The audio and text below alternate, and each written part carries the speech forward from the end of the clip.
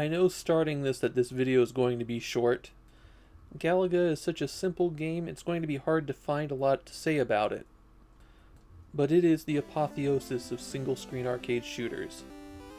It's that genre in its perfect form. And the Famicom game is the best port that the game received in the 1980s. We'd have to enter the era of emulating arcade machines before we get a better version. The game's name is a portmanteau between galaxy and the Japanese word for moth. And as a sequel to Galaxian, you'll be shooting down a lot of space insects. At the start of each level, they swoop in, coming low past the player's ship, and letting you get some shots in as they take formation. Once all the alien insects have arrived, they commence bombing runs on the player's ship, swooping and circling as they reach the bottom of the screen.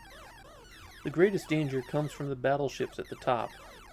They may descend with a pair of guardian red bugs, but if they come alone, then they stop short and release their tractor beam.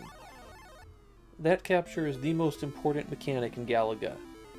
A high-risk, high-reward maneuver that can get you a lot of points or lose you everything. If you destroy the capturing battleship when it's at the top of the screen, your ship is released, but it remains red and hostile.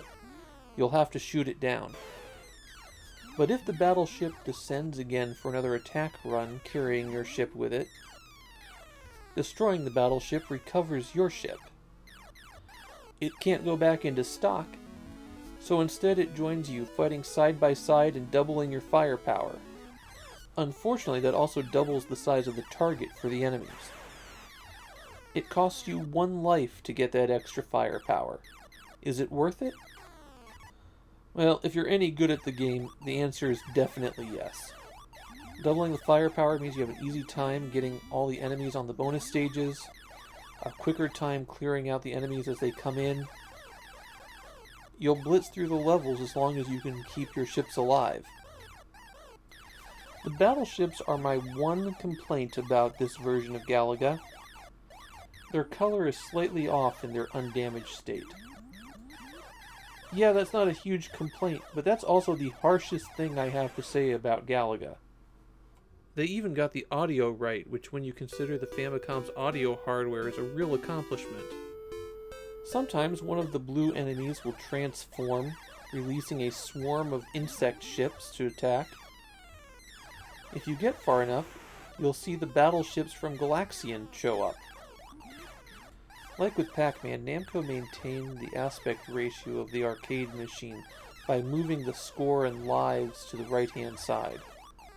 In Pac-Man, they still had to compromise by shrinking the maze a little bit, but you don't feel any of those compromises at all with Galaga. An improvement over Galaxian is how you no longer are limited to a single shot on screen at once.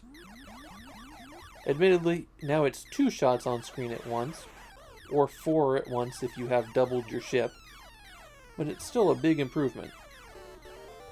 Every few stages you'll encounter a bonus stage where ships will fly in from the sides in complex patterns and then fly off again.